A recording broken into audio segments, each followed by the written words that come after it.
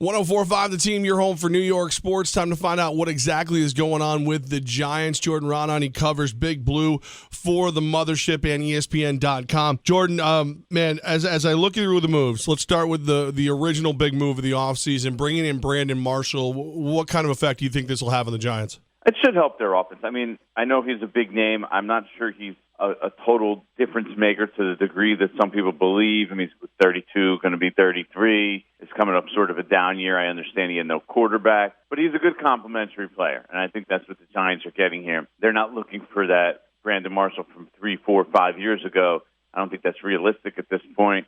They're looking for a guy that can be a red zone threat, who can be a red zone target, who can complement Odell Beckham and Sterling Shepard. And he does provide that. The obvious risk there is that Brandon Marshall's had some problems, inside the locker room some places he's been in the past, and you just hope that doesn't occur here. The positive is his track record in the first year has been pretty solid. So I think you're getting a good, solid receiver who should be a good complement to Beckham. And then that's really was one of the top offseason priorities for the Giants, is to add more weapons to this offense. So he's one, but that's the only one right now. This was an offense that really struggled to score points last year. Jordan Goz and I had the argument on the air. He thought Adrian Peterson would be more valuable for the team. I liked this move over the potential bringing in AP. Your thoughts? I don't even know if AP, you don't really know what he could bring to the table. Does he have tremendous upside because he's an absolute freak and, he might come back and be amazing again and run for 2,000 yards? Sure, but there's also the possibility that Adrian Peterson is pretty close to done. So, to me, that's a real crapshoot move. That would be a real on-the-cheap, let's take a flyer shot at it kind of move. What tells you Adrian Peterson can play? He basically hasn't done much in, 2 years? In the last 2 seasons? Right. Mm-hmm. Hasn't done much of anything. As a matter of fact, I know it's a very small sample size, but when he's been on the field, he's actually been woefully ineffective.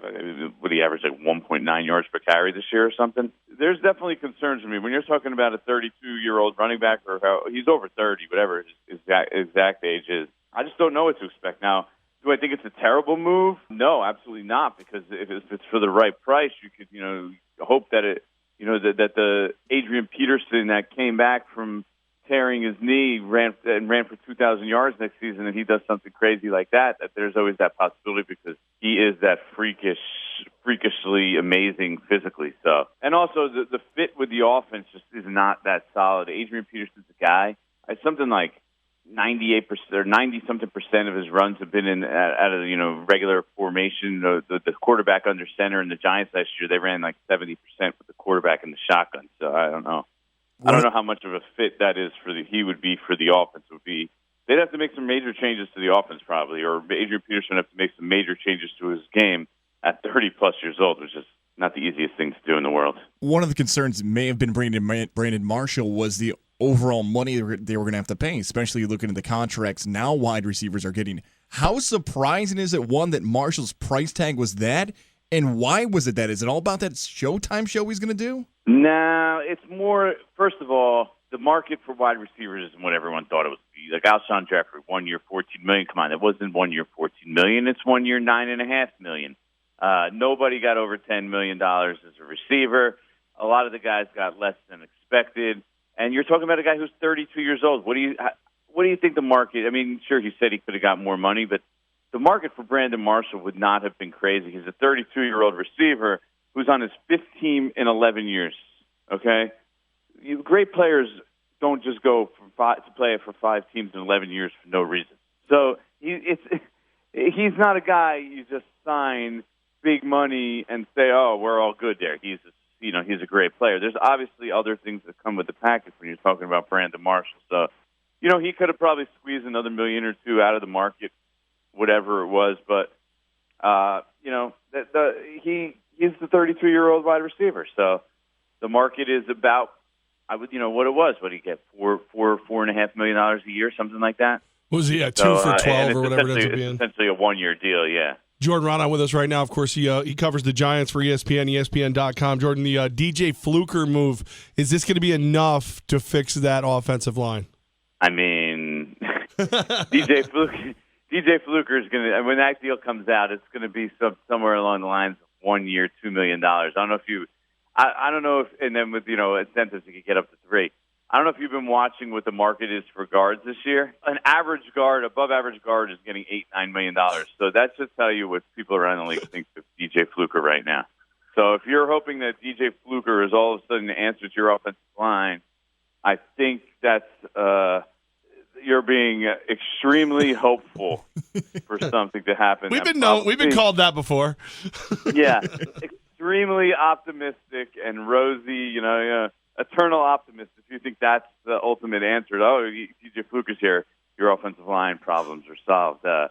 He was let go in San Diego, and in this market with the way offensive linemen were paid, I think if he was an ultimate answer, I think what the Giants are trying to do, because they're working on the cheap here with their funds, is they're going to take as many offensive linemen as possible, throw them into a pot, and try and come out with something that's sufficient. I don't know if that's a good philosophy or not. I don't know if that makes anybody feel better. But when you've got that cap, like you got to kind of be impressed with the amount that they're able to do with the really, really strapped cap, though. What did they do so far? They signed a blocking tight end and a scrap heap kind of offensive lineman, and then Brandon Marshall. Obviously, the Marshall move is the biggest of the two, but I wouldn't go gaga over the other moves. I mean, I like the move of Red Ellison. I think that's a solid move. It could help them, but these aren't needle moving moves. In my estimation, this team is going to rely on its defense and what's there. They're not going to be exponentially better because of the free agent signing of DJ Fluker or Red Ellison. They'll help. They're little bit pieces. If you get enough of those, sure, it'll help. But their offensive line still needs to do something there to upgrade that line more. Whether it's in the draft, free agency, trade, something along the line. Jordan, before we get any the draft or anything like that, Jonathan Hankins, what's the you've as I read your articles at ESPN.com, you've seemed pretty confident that they're going to bring Hankins back. Is that still the way you feel? I think there's a possibility. I just wouldn't shut the door on it yet. I wouldn't say it's like an 80% thing. I'd say it's probably at this point still less than 50%. But the possibility still remains, and the longer he remains on the market, I think the higher the probability of him returning becomes. What's the next most likely move for the Giants this offseason, the next domino to fall? I think Hankins is going to fall at some point in these next couple of days. And, they got some business to take care of before they really make any other. They could do they'll do a bunch of smaller moves, a little bit pieces there. I think they'll still add another offensive lineman. I think in the sometime this week would be my guesstimate. And, just like little moves like that. And then Hankins would probably be the only significant move. There's a lot of maybe re-signing, taking care of their own still. It's like trying to bring back that defense. Keenan Robinson is still on the radar, somebody I would definitely keep an eye on as we move along here.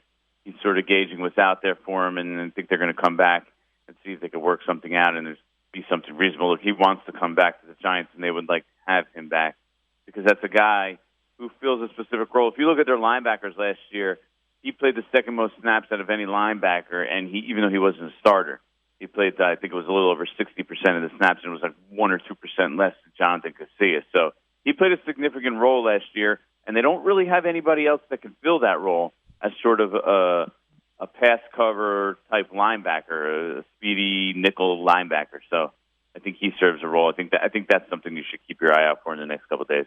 Jordan Ranaan, ESPN, ESPN.com right here on 104.5 The Team. Jordan, JPP, is that deal going to get done long term? JPP obviously wants a long-term deal, and maybe that's something that would work. But right now, I mean, I definitely was big on, I thought that they would be able to get something done, and I think both sides thought they were going to get something done, and they've tried. They just haven't made the progress, I think, that it was expected from either side. JPP's side is in no rush. The Giants, apparently, there was such a gap that they just thought that it wasn't going to be possible to get it done. So I'm less optimistic now, I will say, than I was a couple weeks ago.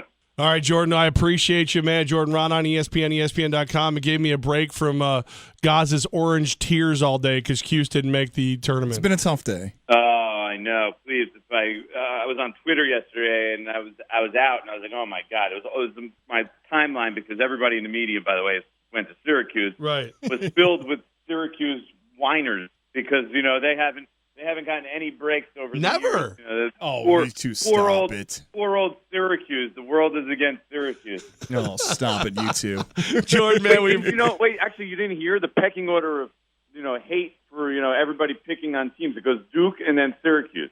Right. Naturally, right? Right. No, that's fair. I'm not going to disagree. Jordan, man, we What's appreciate you. He agrees with you because he would put Q's higher on Probably number 1A and 1B Yeah. if I could today. He's such a homer. Jordan, man, we appreciate you. Look forward to running into you at camp, and of course, we'll talk a million more times between now and then. You got it, guys. Let's do it again soon.